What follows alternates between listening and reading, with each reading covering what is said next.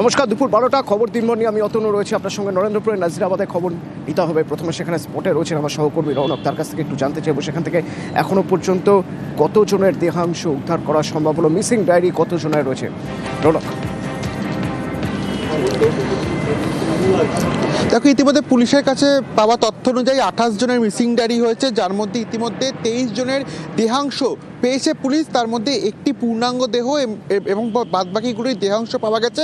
আজই ফরেন্সিক ল্যাবে তা পাঠানো হবে। এবং শুধু তাই নয়, 5 জনের যে ময়নাতদন্ত আজই হওয়ার সম্ভাবনা রয়েছে। এবং যে বিষয়টি পুলিশ সূত্রে জানা যাচ্ছে যে 28 জনের ইতিমধ্যে মিসিং ডায়েরি করা হয়েছিল, তার মধ্যে 5 জন বাড়িতে ফিরে গেছিলেন এবং 23 জনেরই কিন্তু ইতিমধ্যে দেহাংশ পুলিশের তরফ থেকে সংগ্রহ করা হয়েছে। এবং যে ঘটনাটি ঘটেছিল তাকে কেন্দ্র করে আরও বেশ কয়েকজন ভেতরে আটকে রয়েছে কিনা সেই বিষয় দেখার জন্য কিন্তু এখনও যে অনুসন্ধানের কাজ, সেই অনুসন্ধানের কাজ ইতিমধ্যে পুলিশ চালাচ্ছে। সেক্ষেত্রে যে দেহাংশগুলি পাওয়া গেছে, যে ডিএনএ ম্যাপিং, সেই ডিএনএ ম্যাপিংয়ের মধ্যে কিন্তু 16 জনের ডিএনএ নমুনা সংগ্রহ গতকালই করা হয়েছে এবং ময়নাতদন্ত 16টি দেহটি কিন্তু ময়নাতদন্ত গতকাল সম্পন্ন হয়েছে, যা ইতিমধ্যে আজই বেলগাছিয়ার যে স্টেট ফরেন্সিক ল্যাবরেটরি রয়েছে সেখানে পাঠানো হবে এবং সেখানে ডিএনএ ম্যাপিংয়ের যে প্রক্রিয়া, সেই প্রক্রিয়া আজই কিন্তু শুরু হবে, এমনটাই পুলিশ সূত্রে জানা যাচ্ছে।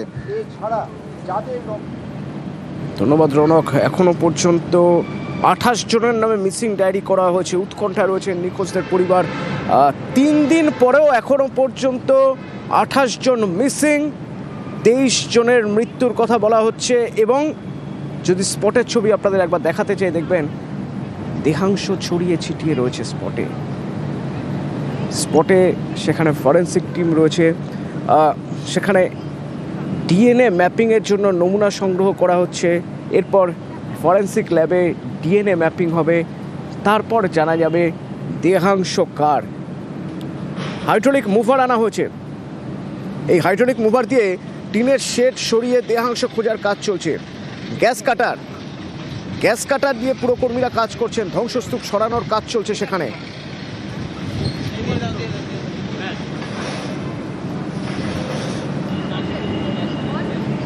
অর্পণ আছে এখান থেকে সরাসরি আমার সঙ্গে। অর্পণ, গ্যাস কাটার দিয়ে ওই অ্যাসবেস্টস সরানো হচ্ছে, শেড সরানো হচ্ছে, ধ্বংসস্তূপ সরানো হচ্ছে। কি মিলছে, কি পাওয়া যাচ্ছে ধ্বংসস্তূপ সরিয়ে?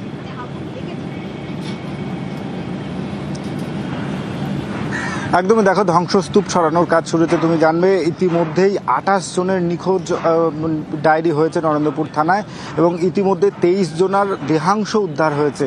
আরও 7 জন, আরও যে বাকি থাকছে যারা 5 জনের, তাদের দেহাংশ কোথায়, আর সেই ছবি দেখাবো। শুধুমাত্র আমাদের নিউজ 18 বাংলার দর্শকদের জন্য যে মূল ফটক, সেই ফটক কিন্তু ইতিমধ্যেই সিল করে দেওয়া হয়েছে এবং ভিতরের ছবি আমরা দেখাবো। সেই ভিতরে তুমি ছবি দেখতে পাবে যে মূল দরজা, সেই দরজা ইতিমধ্যেই সিল করে দেওয়া হয়েছে পুলিশের পক্ষ থেকে।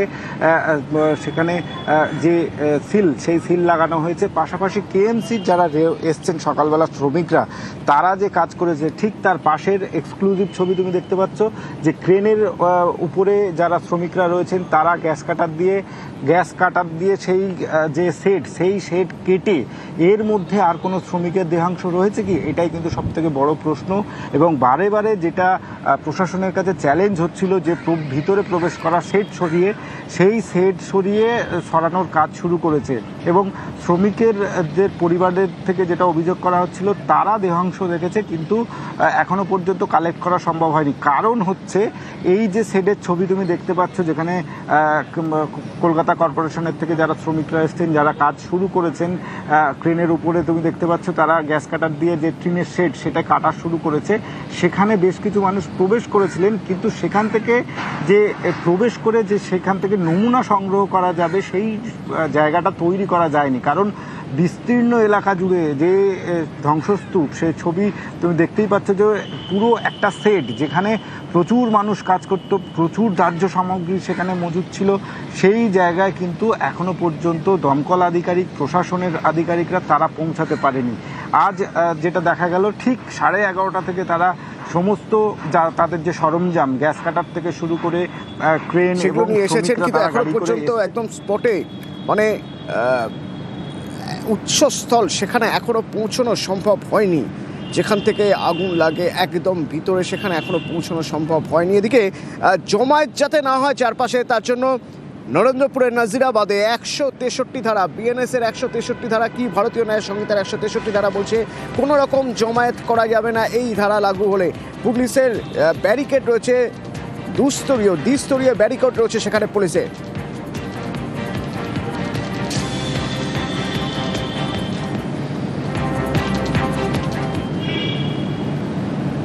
ঘটনা 3 দিন পার হয়ে গেছে, কিন্তু এখনো ওই ঘটনার বীভৎসতা, আকস্মিকতা আশপাশের মানুষ ভুলতে পারছে না। আশপাশের মানুষ মানে কারা? আশপাশে যে গোডাউনগুলো রয়েছে সেই গোডাউনেও কর্মীরা থাকেন, সেই কর্মীরা ভয়ে রয়েছেন। একই পরিস্থিতি তো তাদের সঙ্গেও হতে পারত।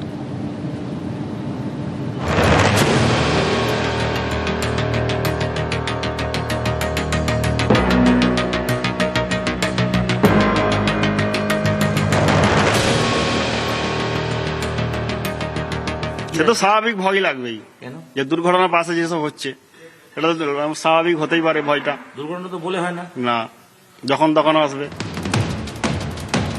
আগুনে পুড়ে ছাই নরেন্দ্রপুরের নাজিরাবাদের 2টি গোডাউন, যা দেখে আতঙ্কে ভুগছেন আশপাশের গোডাউনের কর্মীরা।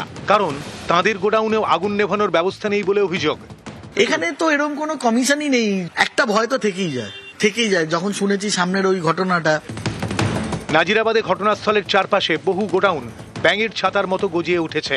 অভিযোগ সবই বেআইনিভাবে জলাভূমি ভরাট করে তৈরি।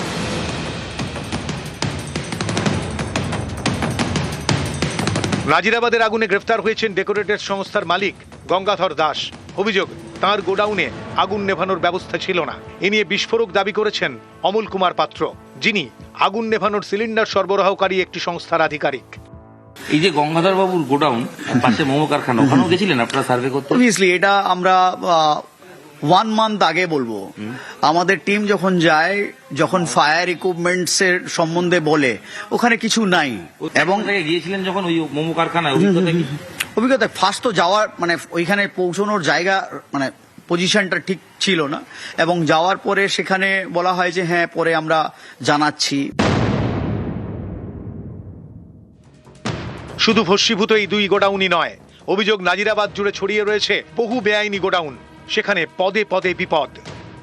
আনন্দপুরের অগ্নিকাণ্ডের পর কতটা টনক নড়েছে এই আশপাশের গোডাউনগুলোতে। যেখানে দাঁড়িয়ে রয়েছে দেখতেই পাচ্ছেন, পুরো ডেকোরেটরসের পুরো গোডাউন, ডাই জিনিসপত্র, কাঠের সামগ্রী রয়েছে, দাহ্য পদার্থ প্রত্যেকটাই কাঠ, লোহা, প্লাস্টিক, কাপড়, যাবতীয় সামগ্রী যেখানেই তাকাবেন, এবং কাঠের স্ট্রাকচার করা রয়েছে এক্সটেনশন। এখানে মানুষ হাঁটার পর্যন্ত জায়গা নেই। আলাদা করে এখানে একটা জায়গা থেকেও কোনো জায়গায় ভেন্টিলেশন নেওয়ার কোনো জায়গা নেই। গোডাউন বলতে আমাদের এই ফার্নিচার লাইন তো, কাঠও তো আগুন লাগার জিনিস। হ্যাঁ সেটা তো হতেই পারে। এই যে আপনাদের গোডাউনটা দেখছি কোনো আগুন নেভানোর কোনো যন্ত্র নেই, আপনি নিজে দেখুন আছে? দেখতে তো পাচ্ছি না। ভয় তো নিশ্চয়ই লাগছে। সে তো লাগবেই, সে তো স্বাভাবিক ভয় লাগবেই। কেন? যে দুর্ঘটনার পাশে যেসব হচ্ছে এটা তো স্বাভাবিক হতেই পারে। ভয়টা দুর্ঘটনা তো বলে হয় না, না যখন তখন আসবে। পুলিশের প্রাথমিক সন্দেহ, রান্না করতে গিয়েই গোডাউনে আগুন লাগে। অন্য গোডাউনেও রয়েছে রান্না করার চল। মশারি টাঙানো রয়েছে, এখানেই মানুষ থাকেন, ঘুমন। ফ্যান লাগানো রয়েছে এবং পুরো স্ট্রাকচারের ভেতরেই একটা খুপড়ির মতো করা হয়েছে, জাস্ট কয়েকজন পরপর শুতে পারবেন। এখানে রান্নাও যে হয় বা তার যে ব্যবস্থা রয়েছে, স্টোভ রয়েছে, জলের বোতল রয়েছে, জল রয়েছে, ওয়াশরুম যেরকম রয়েছে, কিন্তু আলাদা করে গ্যাস সিলিন্ডার সেটা দেখতে পাওয়া যাচ্ছে না। এখানে তো এরকম কোনো কমিশনই নেই যে সরকার থেকে এসে যে বলবে বা একটা কিছু ব্যবস্থা করে দেবে, বা লাইন অফ চেইন একটা কিছু ব্যবস্থা করে দেবে, সেই জিনিস তো কিছুই নেই। ফায়ার ডিপার্টমেন্ট আসে না, কেউ আসে না। এখানে একটা ভয় তো থেকেই যায় যখন শুনেছি সামনের ওই ঘটনাটা, তারপর তো একটা ভয় রয়েই গেছে। এখন কোনো গোডাউনেই ফায়ার এক্সটিংগুইশার নেই। এখানে সিসি ক্যামেরা লাগানো রয়েছে যাতে মালিক তিনি দেখতে পান কি কাজ হচ্ছে, তবে কোন রকম আগুন নেভানোর কোনো যন্ত্রপাতি লাগানো নেই। কর্মীদের উপর নজরদারি চালাতে সিসি ক্যামেরা রয়েছে, কিন্তু আগুন নেভানোর কোনো ব্যবস্থাই নেই। যে কোনো সময় ঘটে যেতে পারে বড় সড় ঘটনা। মানুষের চিন্তা ভাবনা হচ্ছে যে ও ফায়ার লাগবে না, ফায়ার এক্সটিংগুইশার ও আমরা জল দিয়ে বন্ধ করে দেবো। বাকি যারা গোডাউনের দায়িত্বে রয়েছেন তাদের কবে ঘুম ভাঙবে, কবে তারা মানুষের প্রাণ নিয়ে এভাবে ছিনিমিনি খেলবেন না, প্রশ্ন উঠছে। ক্যামেরা দীপঙ্করের সাথে ইরন রায় বর্মন, নিউজ 18 বাংলা। এদিকে নরেন্দ্রপুরের নাজিরাবাদে 163 ধারা, ভারতীয় ন্যায় সংহিতার 163 ধারা মানে জমায়েত করা যাবে না। আর ওদিকে নরেন্দ্রপুরে মিছিল চেয়ে হাইকোর্টে শুভেন্দু অধিকারী রাজ্যের বিরোধী দলনেতা মামলা দায়েরের অনুমতি দিয়েছেন বিচারপতি শুভ্রা ঘোষ। সেক্ষেত্রে আজ দুপুরেই হাইকোর্টে মামলার শুনানি। পুলিশ শুভেন্দু অধিকারীর মিছিলে অনুমতি দেয়নি। নরেন্দ্রপুরে অগ্নিকাণ্ডের প্রতিবাদে যে মিছিল গড়িয়া শীতলা মন্দির থেকে নাজিরাবাদ মিছিলের ডাক দিয়েছিলেন শুভেন্দু অধিকারী, নরেন্দ্রপুর থানা সেই মিছিলের অনুমতি দেয়নি, কারণ 163 ধারা করা হয়েছে অগ্নিকাণ্ডের আশপাশের এলাকাতেও। আর নরেন্দ্রপুরের এই মিছিল চেয়ে হাইকোর্টে শুভেন্দু অধিকারী যে মিছিল মামলার অনুমতি দিয়েছেন বিচারপতি শুভ্রা ঘোষ, এবং আজ দুপুর 2টোয় হাইকোর্টে এই মামলার শুনানি।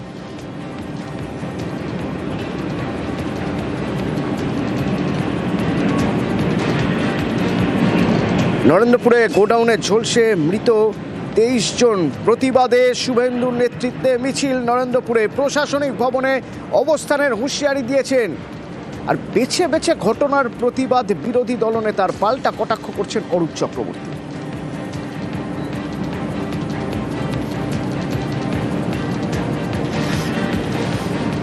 আগামীকাল বিরোধী দলনেতার নেতৃত্বে 20 সদস্যের বিজেপি এমএলএ লেজিসলেচার পার্টি ওই এলাকায় কালকে যাবে। পরিদর্শনের পরে আমরা একটি প্রতিবাদ মিছিল করে নরেন্দ্রপুর থানার উদ্দেশ্যে যাব। দরকার হলে সচিবালয়ের সামনে গিয়েও যদি নিখোঁজ পরিবারকে নিয়ে বৃহত্তর ধর্ণা অবস্থান করতে হয়, ভারতীয় জনতা পার্টি সে কাজ করবে। বিজেপির বিরোধী দলনেতা তাকে যখন গুজরাটে কদিন আগেই ভয়াবহভাবে কারখানায় আগুন লেগে 18 জনের মৃত্যু হলো, সে নিয়ে যাওয়া তো দূরের কথা, একটা টুইট করতে শুনেছেন, দেখেছেন? দিল্লির বুকে যেখানে অমিত শাহের সরকার, সেইখানে 11 বছরের একটি বাচ্চা মেয়ে রাস্তায় ফুল বিক্রি করছিল, সেই অবস্থায় তাকে তুলে নিয়ে গিয়ে ধর্ষণ হয়। একটা টুইট হয়েছে বিজেপি নেতাদের নিন্দাটুকু জানিয়ে। বিজেপির এই সিলেক্টিভ রাজনীতি বাংলার মানুষ ধরে ফেলেছে। আনন্দপুরের ঘটনা খারাপ, পূর্ণাঙ্গ তদন্ত হচ্ছে যে কি করে অত পরিমাণে ভোজ্য তেল ওখানে মজুদ ছিল। পূর্ণাঙ্গ তদন্ত হচ্ছে, দোষী যারা তারা জেলের পেছনে থাকবে। ওদের থেকে ল অ্যান্ড অর্ডার বাংলার মানুষ শিখবে না। একটা অ্যাম্বুলেন্সের ছবি দেখাই আপনাদের, দেখুন তো, দেখে মনে হচ্ছে এটা অ্যাম্বুলেন্স। অ্যাম্বুলেন্সের যন্ত্রাংশ সব কেটে কেটে কেটে কেটে হাওয়া করে দেওয়া হয়েছে। এই যে অ্যাম্বুলেন্সটা দেখছেন, বা একসময় যেটা অ্যাম্বুলেন্স ছিল এখন আর নেই, এই অ্যাম্বুলেন্স সাংসদ তহবিলের টাকায় কেনা।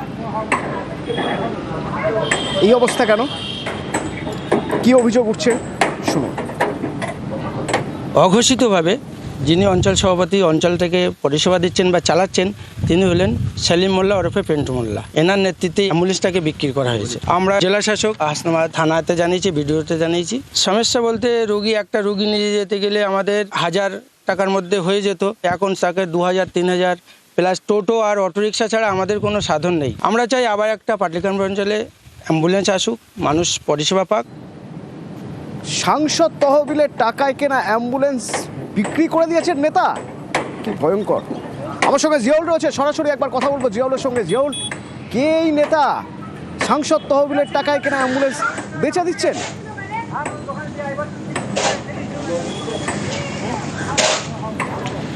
একদম দেখো, এই ধরনের একটি মারাত্মক অভিযোগ উঠছে, অর্থাৎ সরকারি টাকা, অর্থাৎ প্রায় বসিরহাটের সাংসদ হাজী নুরুল ইসলাম তার অর্থাৎ সেখানে 18 লক্ষ টাকা ব্যয়ে একটি চক বেড়িয়া বলে স্বাস্থ্যকেন্দ্র, সেখানে একটি অ্যাম্বুলেন্স দান করেন সাধারণ মানুষের জন্য। কিন্তু সেই অ্যাম্বুলেন্সই বিক্রি করে দিলেন। কে করে দিলেন? অর্থাৎ সেখানকার একজন নেতা, তিনি হচ্ছেন শাসক দলের নেতা, তিনি অঞ্চল সভাপতি সেলিম মোল্লা ওরফে পিন্টু। তিনি তার ইচ্ছা হচ্ছে ফলে সরকারি পরিষেবা দরকার নেই, ফলে তিনি সেই স্বাস্থ্যকেন্দ্রে অর্থাৎ সেই অ্যাম্বুলেন্সের টাকা 18 লক্ষ টাকা ব্যয়ে পুরো অ্যাম্বুলেন্সটি বিক্রি করে দিলেন। প্রথমে সে অ্যাম্বুলেন্সের যন্ত্রাংশ বিক্রি করলেন, পরে সেগুলো কেটে কেটে সেগুলো বিক্রি করলেন। আর এ নিয়ে এলাকার মানুষ সোচ্চার হলেন, তার কারণ সরকারি টাকায় যেখানে সাধারণ মানুষের জন্য পরিষেবার জন্য এই অ্যাম্বুলেন্স, সেই নেতার নজর পড়ল এবং সেখানে এলাকার মানুষ বঞ্চিত হচ্ছেন। তার কারণ মুমূর্ষু রোগী থেকে শুরু করে বিভিন্ন পরিষেবা পেত এই অ্যাম্বুলেন্সের মাধ্যমে, কিন্তু সেখানেই নজর পড়ে এই নেতার এবং ড্রাইভার জিয়াউল, একবার এই অ্যাম্বুলেন্সের ড্রাইভারের বক্তব্য শোনা যায়। অ্যাম্বুলেন্সটা কিছুদিন চালিয়েছিলাম, চালানোর পরে আমার এখানে খারাপ হয়ে পড়েছিল। তারপর তো এখান থেকে আমি সরিয়ে নিয়ে একটু সাইডে রেখেছিলাম ওই গ্যাসটা ওখানে। ওখান থেকে পার্টির লোকজন নিয়ে গেছিল। আমি 1 বছর চালিয়েছি। এখন তাহলে গাড়িটা তাহলে কোথায়? এখন গাড়ি কোথায়? ওখানে ছিল গাড়ি, ওখান থেকে কি করলো কি না করলো সেটা কি বলবো বলুন। জিয়াউল, এখন উপায় কিছু নেই, সোজা হিসেব হলো উপায় কিছু নেই। অ্যাম্বুলেন্স তো আর ফিরিয়ে আনা যাবে না, ওই নেতার বিরুদ্ধে ব্যবস্থা নিতে হবে যদি অভিযোগ সত্যি হয়। তো সাংসদ তার তহবিল থেকে পয়সা দিয়ে অ্যাম্বুলেন্স দিয়েছেন, সাংসদ জানেন এই বিষয়ে?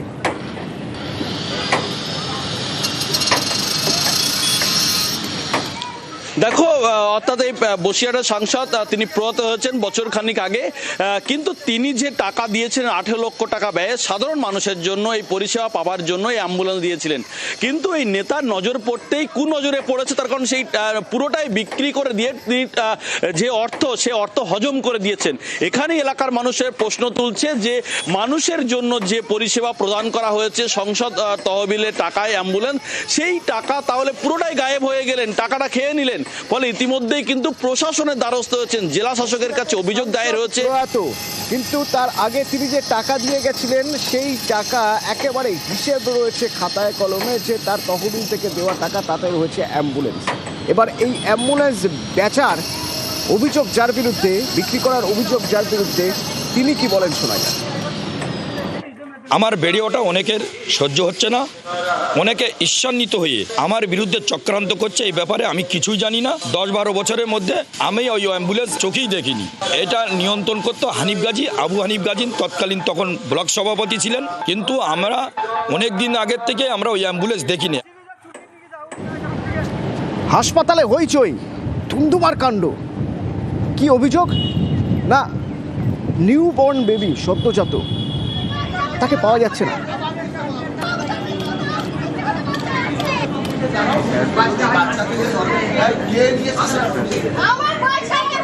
সমীর রয়েছে আমার সঙ্গে। সমীর, প্রথমে একটু জানতে চাইবো কি নিয়ে হইচই হচ্ছে?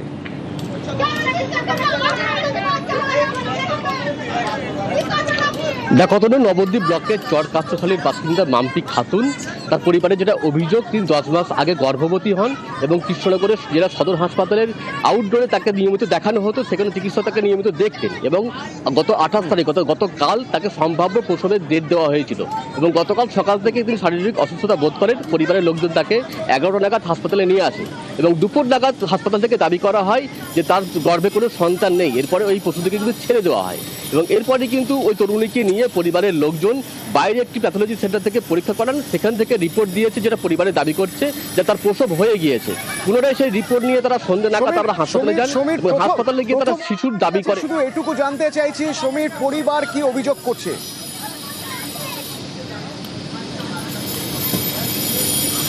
পরিবারের যেটা অভিযোগ, যে শিশুকে চুরি করা হয়েছে, হাসপাতাল কর্তৃপক্ষ সেই শিশুকে চুরি করেছে বা লুকিয়ে রেখে দিয়েছে। শিশু চুরি হয়েছে। আচ্ছা, ঠিক আছে, সঙ্গে থাকো সমীর, সঙ্গে থাকো প্লিজ।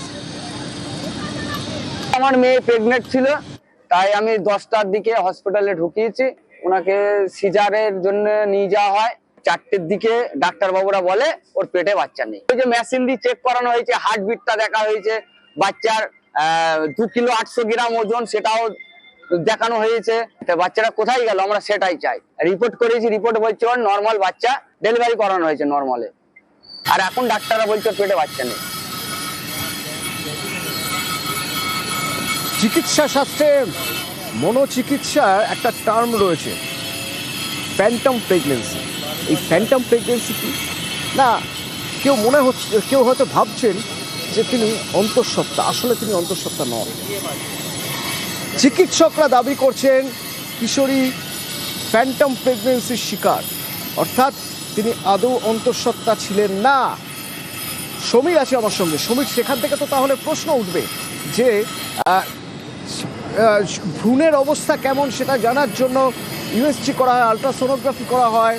এতদিন ধরে ওই হাসপাতালেই চিকিৎসা চলছে, ওই হাসপাতালেই যাবতীয় ট্রিটমেন্ট চলছে। শারীরিক অবস্থা কেমন প্রতি 1 মাস অন্তর বা 2-3 মাস অন্তর ওখানেই আসছেন উনি চেক আপের জন্য।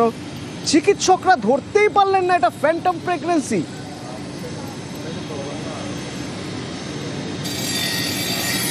একদমই তাই অতনু, এইটাই কিন্তু প্রশ্ন তুলছে পরিবারের লোকজন যে 10 মাস ধরে ওই হাসপাতালেই আউটডোরে তাকে চিকিৎসা করা হতো এবং তখনও বলেছিল যে ওই প্রসূতি ওই মহিলা প্রেগনেন্সি অর্থাৎ তার গর্ভে তার সন্তান রয়েছে এবং বাচ্চার ওজন কত সেটাও তারা জানতে পেরেছিল এবং তাকে ভর্তি করা হয়। কিন্তু তারপরে যখন জানা যাচ্ছে ফ্যান্টম প্রেগনেন্সি অর্থাৎ সে মনে করছিল যে অনুমান করছিল যে সে গর্ভবতী, কিন্তু তাহলে আগে যে ডাক্তার দেখেছিল তারা কি চিকিৎসা করলো এটা নিয়ে কিন্তু প্রশ্ন তুলছে পরিবারের লোকজন, যদিও এই প্রশ্নের উত্তর কিন্তু দিতে পারেনি হাসপাতাল কর্তৃপক্ষ।